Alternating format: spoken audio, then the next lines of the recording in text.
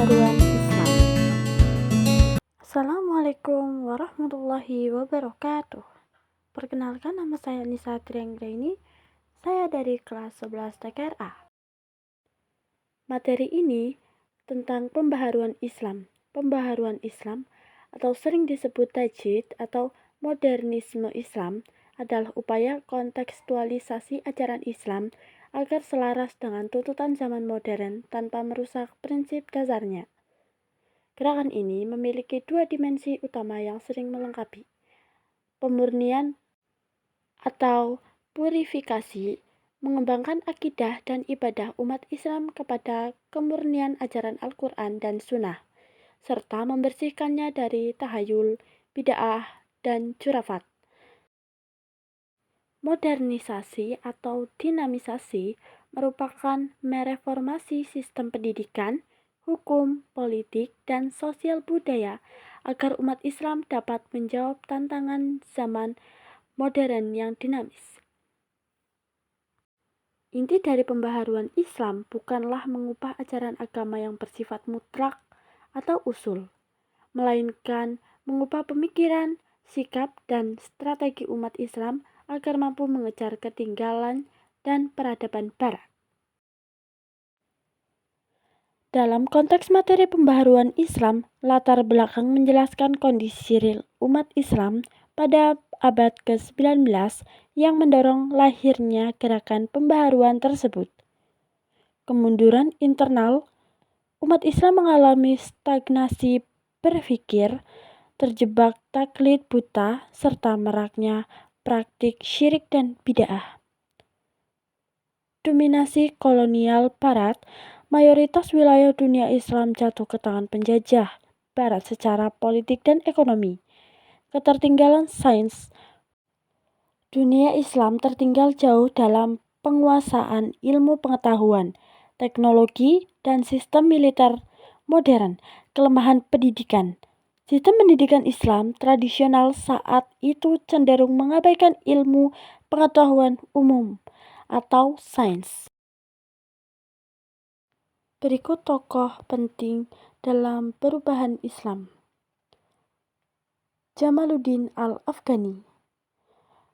Syekh Jamaluddin Al-Afghani adalah seorang filsuf, jurnalis, aktivis politik, dan ideolog Muslim abad ke-19 yang menjadi pionir utama gerakan modernisme Islam dan pan-Islami. Ia menghabiskan hidupnya berpindah-pindah dari satu negara ke negara lain untuk membakar semangat umat Islam agar bersatu melawan kolonialisme Barat.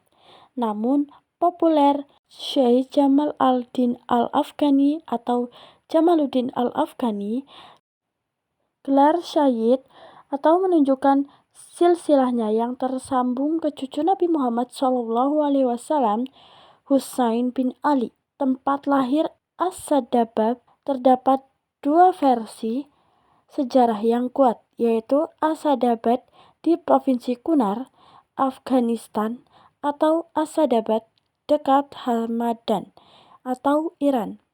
Tanggal lahir tahun 1254 Hijriah atau 1838 Masehi. Wafat pada 9 Maret 1897. Beliau berusia 58 sampai 59 tahun di Istanbul, Kekaisaran Ottoman, Turki. Nama ayah Syahid Safdar Al-Husainiyah. Pendidikan utama bahasa Arab, sejarah, fikih, teologi Islam, kedokteran, matematika, filsafat, dan astronomi.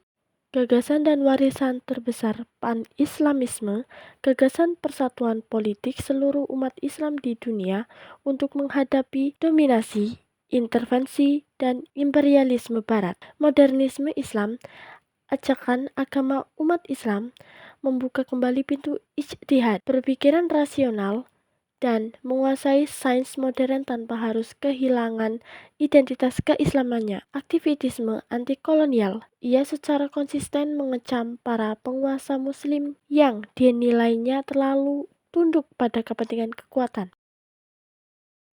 Tokoh yang kedua adalah Muhammad Abduh. Syekh Muhammad Abduh adalah seorang pakar teologi, mufti besar Mesir, dan tokoh pembaharu Islam liberal yang memelopori lahirnya gerakan modernisme Islam. Lahir di Semenanjung Nil, Mesir, ia terkenal karena upayanya menyelaraskan ajaran Islam dengan perkembangan peradaban modern melalui penguatan peran akal dan penolakan terhadap taklid buta. Beliau lahir dari keluarga petani yang taat agama di Mahalat al-Nasr, Mesir. Ayahnya memiliki keturunan Turki, sedangkan ibunya memiliki garis keturunan yang tersambung hingga sahabat Nabi Umar bin Khattab. Beliau menempuh pendidikan di Masjid Al-Ahmadi, Tanta sebelum akhirnya melanjutkan studi di Universitas Al-Azhar, Kairo, pusat keilmuan Islam terbesar saat itu. Hubungan dengan guru, pemikiran kritisnya berkembang pesat setelah bertemu dengan Jamaluddin Al-Afghani, filsuf pembaharu ikonik yang mengajarkannya filsafat, politik, dan jurnalisme. Pada tahun 1899, ia diangkat sebagai mufti besar atau kepala otoritas hukum Islam Mesir, posisi keagamaan tertinggi yang ia pegang hingga akhir hayatnya. Tokoh yang ketiga yaitu Muhammad Rashid Ridho. Beliau adalah ulama besar, jurnalis, dan tokoh pembaharuan pemikiran Islam asal Lebanon. Dikenal sebagai murid utama Muhammad Abduh. Ia menggagas gerakan pembaharuan Islam dan menulis karya monumentalnya yaitu Tafsir Al-Manar yang bertujuan membangkitkan kemajuan umat. Profil dan latar belakang. Nama lengkap Sayyid Muhammad Rashid bin Ali Ridho bin Muhammad Samsuddin. Kelahiran Kolmun dekat Tripoli, Lebanon pada 27 September 1865. Wafat pada 22 Agustus 1935. Gelar Sayyid menandakan ia masih keturunan Nabi Muhammad SAW dari jalur Sayyidina Husain bin Al. Pemikiran pembaharuan. Rashid Ridho memiliki visi agar umat Islam terbebas dari belenggu penjajahan dan ketertinggalan dengan cara 1. Pintu ijtihad, menyerukan dibukanya kembali pintu ijtihad dalam masalah-masalah duniawi, kemasyarakatan agar umat Islam mampu bersaing dengan bahasa barat dalam bidang sains dan teknologi. 2. Pemurnian akidah, gerakan pemurnian ajaran Islam dari berbagai bid'ah dan khurafat, namun tetap bersikap rasional dalam memahami nas agama, atau bercorak salafi namun progresif. 3. Pan-Islamisme, menentang fanatisme golongan atau mazhab tertentu dan menyerukan persatuan umat Islam di bawah naungan kekhalifahan Utsmaniyah sebelum keturunannya. Karya penting. Tafsir Al-Manar, kitab tafsir yang ditulis bersama gurunya Muhammad Abduh yang memuat gagasan rasional, kontekstual, dan berorientasi pada kemajuan umat. Majalah Al-Manar, media publikasi yang didirikan pada 1898 di Kairo, Mesir, sebagai corong utama penyebaran ide-ide pembaharuan Islam dan pemikiran modernisnya. Tokoh yang keempat adalah Kiai Haji Ahmad Dahlan. Kiai Haji Ahmad Dahlan adalah pahlawan nasional Indonesia dan pendiri organisasi Muhammadiyah yang lahir pada 1 Agustus 1868 di Kauman, Yogyakarta dengan nama kecil Muhammad Darwis. Beliau wafat pada 23 Februari 1923 di Yogyakarta. Latar belakang beliau adalah asal-usul putra dari Kiai Haji Abu Bakar, seorang khotib terkemuka di Masjid Gede Kauman, Yogyakarta. Pendidikan belajar agama sejak kecil dari sang ayah, lalu memperdalam ilmu fikih, falak, dan tasawuf di Mekah selama beberapa tahun. Transformasi nama Ahmad Dahlan diperoleh dari gurunya di Mekah, Sayyid Bakhri. Profesi, bekerja sebagai khotib di Kesultanan Yogyakarta dan berdagang batik untuk membiayai dakwahnya. Ciri khas perjuangan, terkenal dengan pendekatan dakwah yang modern, rasional, dan berorientasi pada aksi sosial nyata. Tokoh penting pendidikan modern, beliau mendobrak sistem pendidikan tradisional, pesantren atau sorogan dengan mengenalkan sistem klasik. Kurikulumnya memadukan ilmu agama dengan mata pelajaran umum, bahkan di sekolah bentukan Belanda.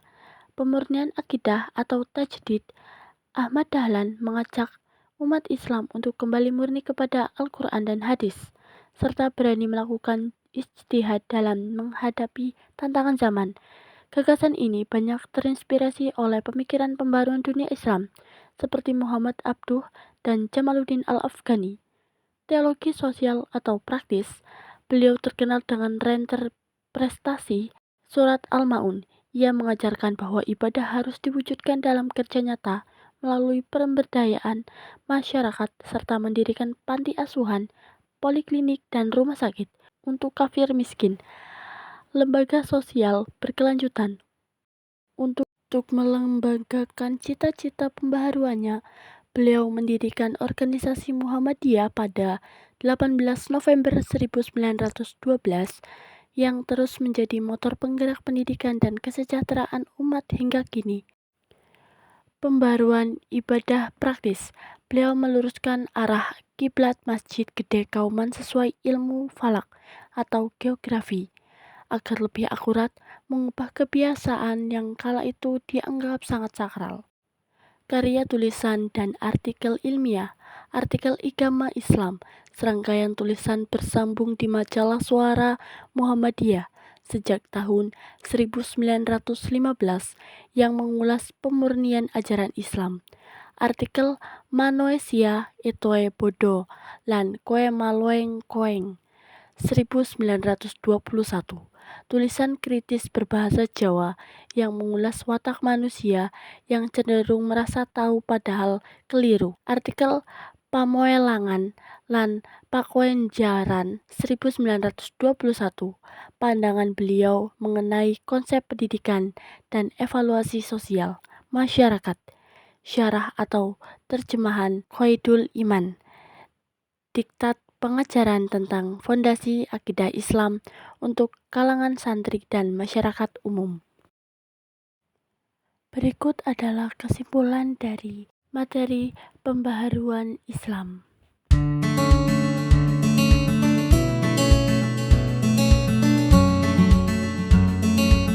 Bye bye.